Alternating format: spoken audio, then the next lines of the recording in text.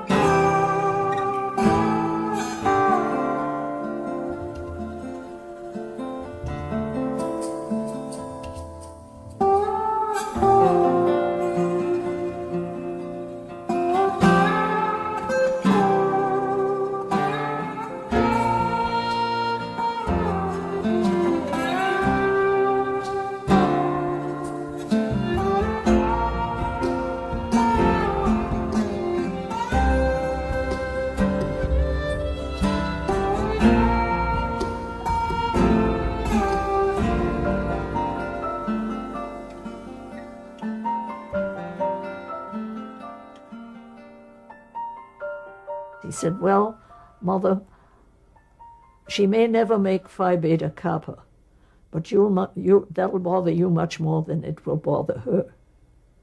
And that was as close as he came to giving me some kind of a diagnosis. Of all these doctors, there were 6 doctors that we had seen Ned and give their opinions to me over the phone.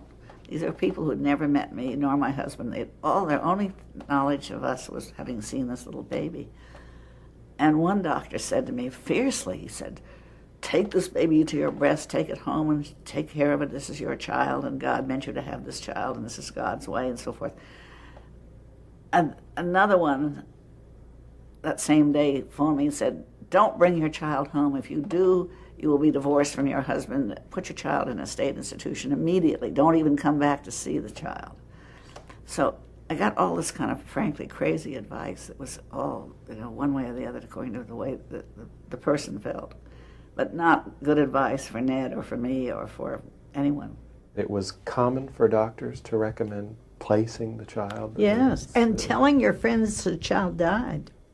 These people lived with a terrible burden, having told their family and everybody that the child was dead and the child was growing to manhood, How could a doctor say what was said to us? How could that doctor say, "Put her away and forget about her"? It's not a human thing to say. It was kept in the closet. it was a thing that people were ashamed of. They thought it was cast some kind of a blight on the name of the family, that it was showed that there was something wrong with the family, that they had what was called a crazy person. Most people kept them in their homes and hid them. They'd say instead of having 3 children that they had 2 children. It's not an easy thing. Today it can't be easy. Then when there was very little, if any, help anyplace else, unless you happened to know another family with a special needs child, you felt completely isolated by yourself. One couple, whom I shan't mention, whom I knew very well in San Francisco, had kept everyone knew they had a child, but they kept the fact that the child was retarded secret, and they kept the child in the house, and so all their friends knew that something was funny, but it was never discussed until I said, that Ned was retarded, and so our friend said to me, the woman said to me, and said to her husband, if Vivian can say that her child is retarded, I can say mine is. And so she literally came out of the closet. That's what I had grown up with, apparently, with people being hidden, and I didn't know anything about them. Craig was the first disabled person I had ever been around, and I just didn't think it was fair for him not to be involved, and I wanted other people to learn that there are going to be some disabled people around, and you might as well get used to them. People who were kind of our inspiration was that small group of women, Vivian Walters, Margaret Connolly, you mentioned a couple of them. Pat Dunbar, and there was another one. And they, one of those got Elaine Mitchell, I think her name was, lived in Sausalito, to put an ad in the paper calling interested parents of handicapped children to a meeting at the College of Marin. And probably 20 or 30 people showed up. The people that showed up and were concerned and involved, I felt a real kinship. And they were such, I don't know, there was something about them. They were just different. We did an awful lot of crying on each other's shoulders, and for the very first time we were able to sort of express our feelings to people who knew what we were talking about. I remember a couple of families coming who were among the more prominent families in San Francisco, coming to some of our early meetings and saying to me afterwards, the thing that ARC gave me more than anything else was being able to say, I have a retarded child.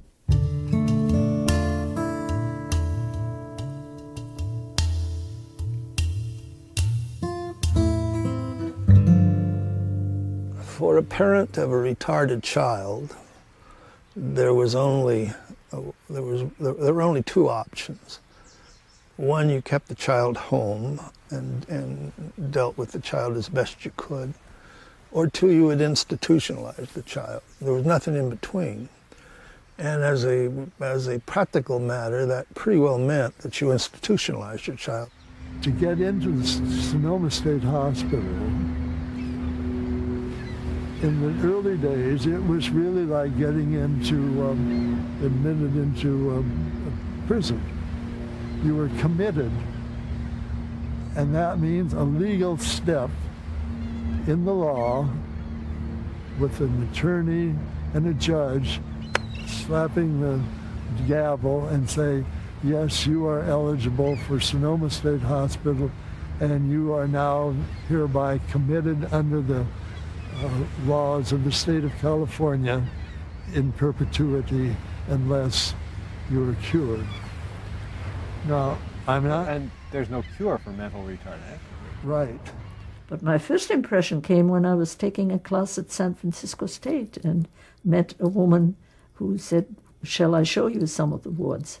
And instead of having lunch, we went and saw 2 places. One cottage had little girls, mostly little girls with Down syndrome.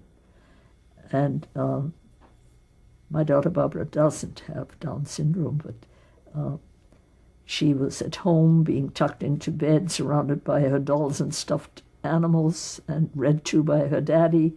And there were these little kids who, when I came in, just sort of clustered around me, wanted to hug me, wanted to touch me, said, "Mama, Mama, Mama, Mama." And I guess that was in 59, actually, when I was going to school at San Francisco State, that I made up my mind that that was never going to happen to my daughter. Ed was born in Los Angeles. I came to back home to San Francisco the next year, and then I joined the San Francisco ARC and began to work there. And for some strange reason, I decided I wanted to be chairman of the hospital committee. We had no hospital committee, so we made a one-woman hospital committee, and that's how I began, by going to the most local of state hospitals, local to San Francisco, and that is Sonoma State Hospital, where I was detained by the superintendent, whose name was Nelson. Dr. Nelson said to me in our first meeting, "Mrs. Walter, you'll be pleased to know that we keep our floors so clean that our patients can eat off the floors." And I said, "That's what we don't want, Dr. Nelson. We want them sitting at tables and chairs and eating with forks, spoons, knives, if possible." "Oh," he said. So we started off on that tact. There is a way to get from where you are to where you want to go if you just don't follow the rules and use your imagination. We went at it in a couple of ways. One is to shame the society for treating people worse than animals. That's one way, and you do that at several levels. You embarrass the governor, and you needle your own legislators, and you embarrass your officials. I talked to this young reporter from the Orange County Register, and he wanted to see Fairview. He had never seen a state hospital. So we went in when they weren't prepared for us and couldn't cajole us with cups of coffee and sitting around the superintendent's office. The superintendent wasn't there, of course, at night. And we just knocked on the doors, and over the protests of some people who were the caretakers, we went in. We found terrible conditions. We found filth in the living quarters of people. People were unbathed, poorly fed, not given any chance to progress or to develop skills of any kind. It shocked this young man. He had never seen anything like this before, and I hadn't seen it before, of course, and was dismayed and disgusted, but it was good for me to see it through the eyes of someone who hadn't seen it before and who was able to write about it. That was the important thing, that he could write about it and did, and that his paper let him write it. There were big newspaper stories about unconscionable conditions in California state hospitals. And if you're a governor responsible for those hospitals, you got to do something.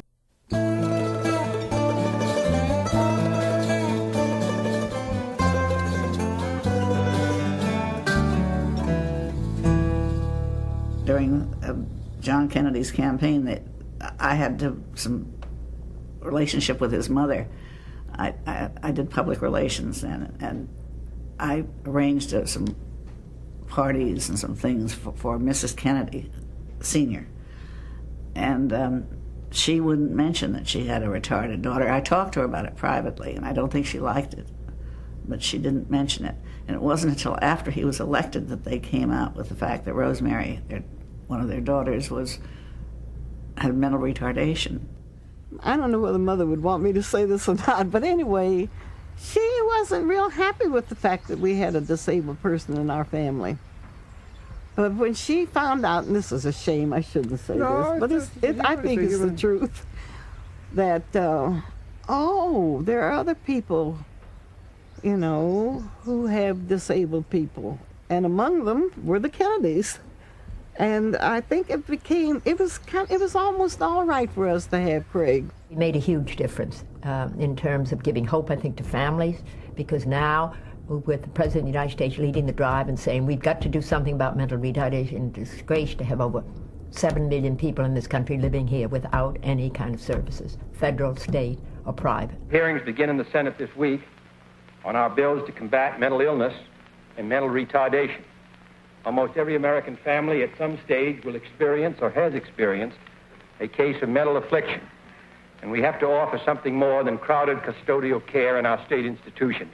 He put the issue of mental retardation out as a public issue and set up a President's Commission on Mental Retardation.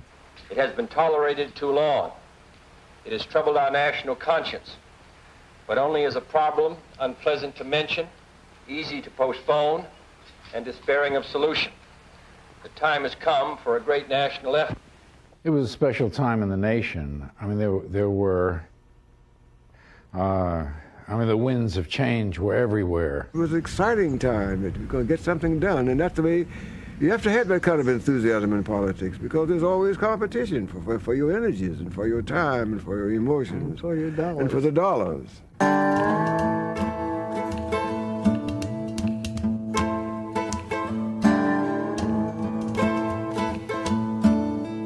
I wasn't terribly impressed with Art the first meeting. I remember my first meeting with Waldy. I came in and he said, "Oh, you're the guy that Unruh hired." And I wasn't consulted as to whether he should be hired. I said, "Well, I work for you, Mr. Waldy." And I wasn't part of the process in selecting him, which is somewhat the way Jess operated often. And he said, set up a hearing. And I said, well, on what? And he said, on the hospitals. We have to improve those hospitals. And I said, well, what will we ask? I mean, couldn't we find out a little bit for you? He said, well, yeah, sure, go ahead. Yeah. He thought that we should take a look at the entire mental health programs in California, particularly institutions. That's when we did the questionnaire to the hospitals. The hospitals were shocked when they got this questionnaire from the committee. I mean, asking all these questions and all sorts of issues. And I remember the director of the department at the time, he came into my office and he had a copy of this questionnaire, and he said, you can't be serious. He said, we can't do this. And I said, why not? He said, well, I mean, we have very busy staff. I mean, this would take a lot of time. And I said, well, the committee needs to know. And the committee, of course, was a subcommittee of Ways and Means, and Ways and Means controlled the budget. And so there was a lot of power. And he said, well, if you insist, you really need this. I said, we really need it. So he left. And then I began to get packages from each of the hospitals, pounds of every rule and regulation and piece of paper that they had ever generated. I mean, I had stacks of stuff from the hospitals, 6 feet high, piled up, and I figured, well, that they probably decided that we'll show him, we'll choke him with this stuff, and so I sat up, I read everything. I read every piece of paper. And then after all this information had come in, it was sifted through by Art and his staff and then presented to us. And we would then go to the particular institution and hold a hearing at the institution on site. We had done our homework. We knew a lot about their operations. We asked very good questions. It was apparent that the State Department of Mental Health was not running those hospitals, had very little influence with those hospitals. They were separate fiefdoms, and they each had their own way of doing things. So depending on which hospital you went to, you might or might not get education service. You might or might not get dysentery. So I think that was a very instructive hearing, and we also had testimony from parents who talked about their desires for an alternative system. We're here to speak for justice and humanity, for the legal and moral rights of 500,000 citizens of the state of California who, through no fault nor choice of their own, are mentally retarded. Among the most pathetic of this deprived group are almost 13,000 who are eking out a bare existence in our state hospitals. I'm getting mad. Vivian Walter testified and gave the parent perspective, and she was very articulate, very brilliant. She was beautiful, brilliant, and articulate. In a recent issue of a national magazine, Mrs. Eunice Shriver wrote, "Even today, many retarded are shut away, child and adult, in squalid institutions to waste their lives, staring blankly at the emptiness around them. I have seen sights that will haunt me all my life. If I had not seen them myself, I would never have believed that such conditions could exist in modern America, within sight of skyscrapers, suburbia, and freeways glittering with cars. I recall institutions in wealthy states where adults and children existed in crowded, bleak, foul-smelling, barrack-like wards, their unwashed clothes and blankets and rags." So wrote Mrs. Shriver. What was needed was the creation of a system, multidisciplinary, that, involved all of the psychological services, educational services, and so on that would be required. You needed access to all of that, and you needed it delivered in a way that was affordable. So that was what, that was the alternative system that had to be created.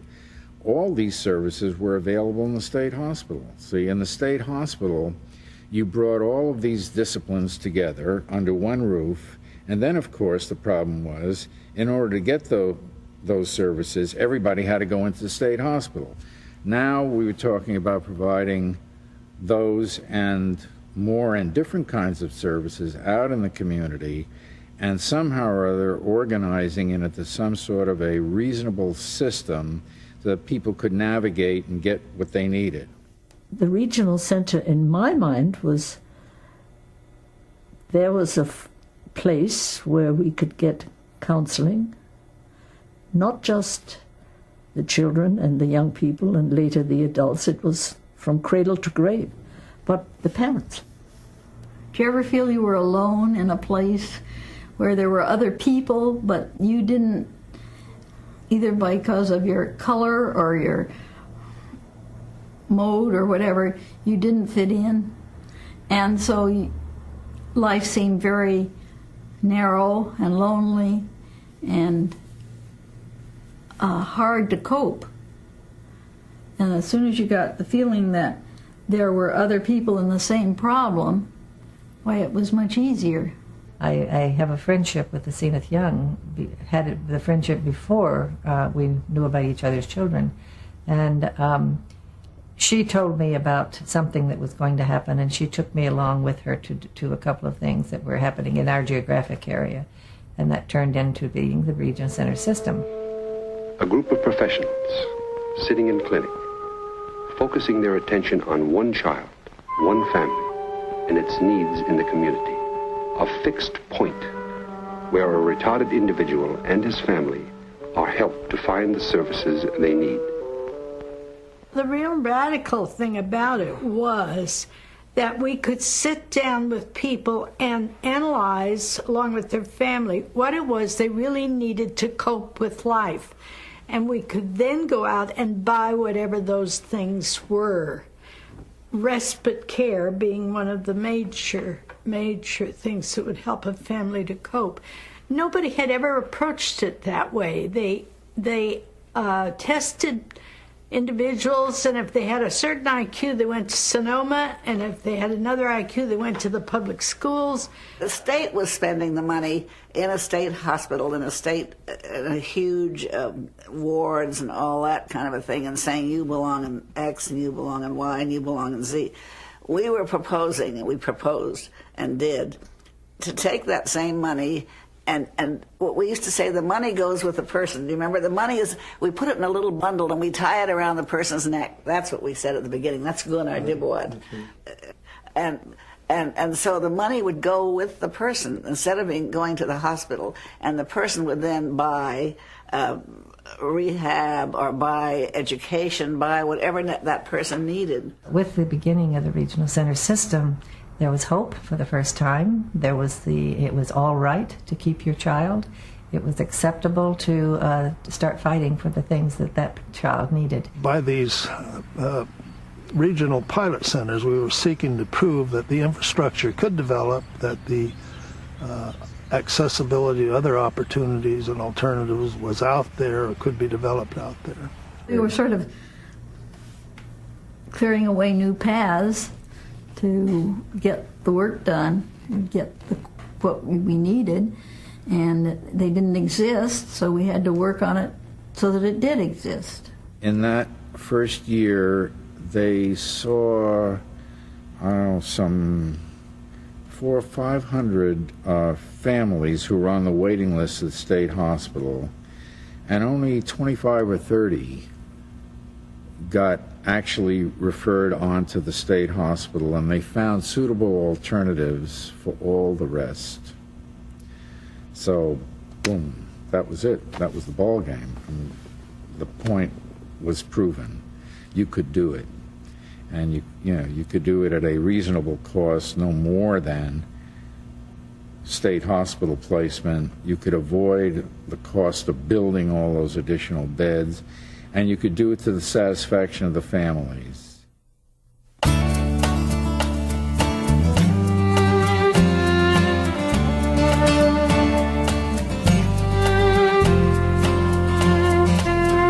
governor was taking a lot of abuse in the press all over the state. Every newspaper were carrying stories on the cutbacks for the mentally ill and for the mentally retarded. There were legislative hearings where people with mental illness and people with mental retardation, people in wheelchairs would come forward with their advocates and family members and really blasted the cuts. I was persona non grata in Sacramento. I know that. The governor was very angry. And things just progressed from there, and we finally got around to Lanterman. Lanterman chaired the Powerful Ways and Means Committee. It was 2 years where the Republicans were in power, so Frank was the chairman of the committee. Why that was significant was that he had real clout with the governor. Frank Lanterman was an interesting man. Among other things, he lived at the Senator Hotel, which was the big hotel in Sacramento in those days. It is no more. When we really wanted to see Frank, we would hang around the lobby around 5 o'clock waiting for him to come home. And when he'd come home, we would just hop in the elevator with him. And so we'd ride up and we'd push the top button so he'd give us longer to ride, you know. And we knew him, so we'd say, Mr. Lanterman, hello, and he would say, hello, Margaret, hello, Vivian, whatever. And so, you know, he was civil to us, but he really didn't want to talk to us, but he had to. We had him trapped in the elevator. Lanterman was very supportive of the parents. It was the parents who came to him in the first place. It was the parents who wanted those options. It was the parents that wanted programs right in their home communities rather than being on a waiting list to get into state institutions. I think Frank really got caught up in this whole business of mental retardation and the families. My instinctual feeling is that we loved him for what he was doing, and he needed that love, you know. It became a very personal thing for him, very personal. He couldn't stomach these cuts. He essentially told the governor, this is crazy, you can't do this, and you're not going to have my support in getting your budget passed unless you restore these cuts. He was the governor's finance man in the legislature, and the governor was not going to cross him, so that what he wanted, he got. He had to carry the governor's budget proposals and shepherd it through the legislature. So Reagan needed to work with Lanterman, and Lanterman used that. I remember him on the phone one day. I was sitting in his office, and I think the governor called, and Lanterman was saying, "Now, Governor, fine, I'll take care of that. Now, my mental health budget. Let's not let those pinheads in the Department of Finance mess this up. We need to have certain, it's very good, be very good, Governor, Lanterman pestered him every day, and eventually, essentially all of the cuts in the developmental disabilities arena were restored. Out of this, Frank Lanterman took hold And he began the process of forming what turned out to be called the Lanterman Act. What the Lanterman Act really did was to say that there should be one regional center for every 1 million of California's population. And so it was going to go on and on and on, and it was going to therefore be a real threat to the state institutional system. As more and more money would go to this community system of care, it's got to come from someplace, and it was going to come from the downsizing of state institutions.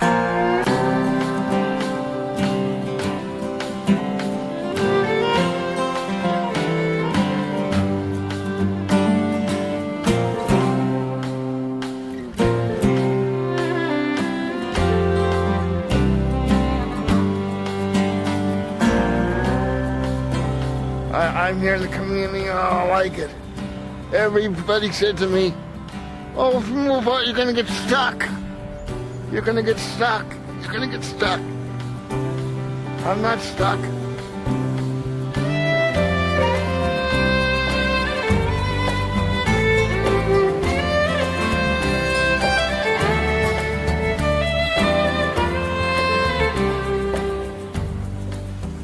Why'd you want to join the church?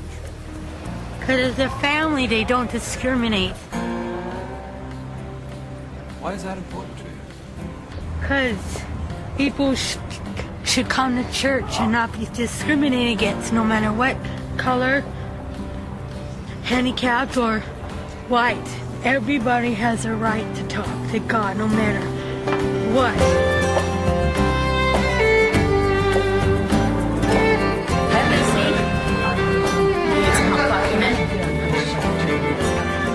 Hi, JD.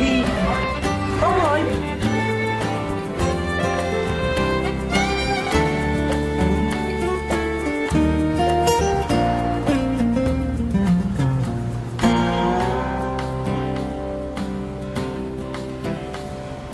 Hopefully, I can continue working here because psychologically, very good for me. Yes, very good feeling.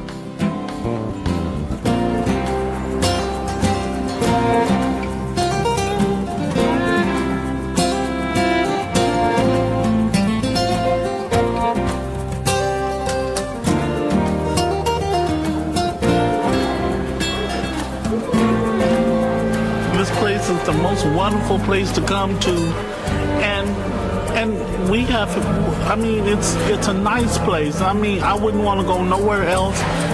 If we decide to remodel and then we have to be out a couple of months, fine. And this is what this place is about, is creativeness. It's not about nothing else. When you look back at all this, at all that you've done, do you feel like you've changed the world? Oh, yes. I mean, if things were the way they were when he was born, it would be a disaster. I would be terrified. The work that the regional centers do is to humanize these people. And then so doing, humanize the parents and humanize the larger community. Luce, what do you think about what your parents did? What do you think about all of these? Oh, it's fun. They did the best they can. Maybe they want the perfect. We are not perfect. We are not perfect. We all have ups and downs.